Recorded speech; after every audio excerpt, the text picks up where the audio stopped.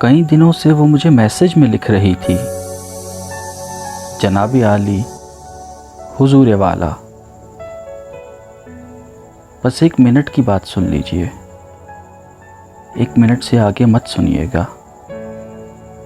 और मैं ज़ेरे लब मुस्कुरा के लिखता, बहुत बिजी हूँ, अभी नई नज़्म हो रही है। और वो जवाबन फिर वही कहती, जनाब आली हुजूर वाला। सिसकती पिलकती रोती नज़्मों की उम्दा शायर, तुम अपनी नज़्में तराशो पर कभी तो मेरी तरफ भी देखो, बस 1 मिनट ही तो मांगा है। मैं हंस के लिखता, फजूल लड़की, बहुत मसरूफ़ हूँ, बस 1 मिनट ही तो है ना। फिर वो कई दिनों तक खामोश रही। एक दिन उसकी हालत पर रहम आ गया और उसे लिखा, बस 1 मिनट, सिर्फ 1 मिनट, उससे ज़्यादा ज़रा भी नहीं। वो बोली, जनाब आली हुजूर वाला, मैं जानती हूँ बस 1 मिनट ही है। इस 1 मिनट में अपने अंदर की सारी बातें किसी भी सूरत न कर सकूंगी।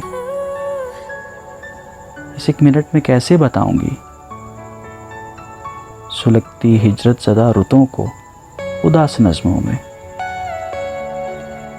है लिखने वाले अजीम शायर, खुदा की धरती पे रहने वाले, उदास लोगों का दुख भी लिख दूं, कभी समझ मोहब्बत में सुलगना। अभी तो आधा मिनट पड़ा था, मगर वो लाइन कट चुकी थी।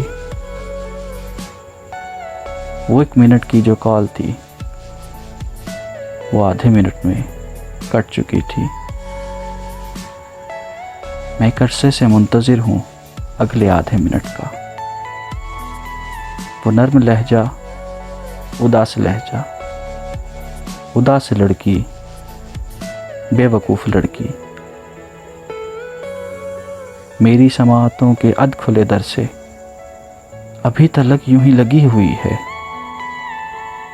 वो हटी नहीं है, वो कटी नहीं है, बहुत सालों से वो कॉल चल रही है।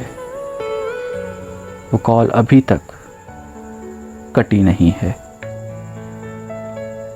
वो कॉल अभी तक कटी नहीं है।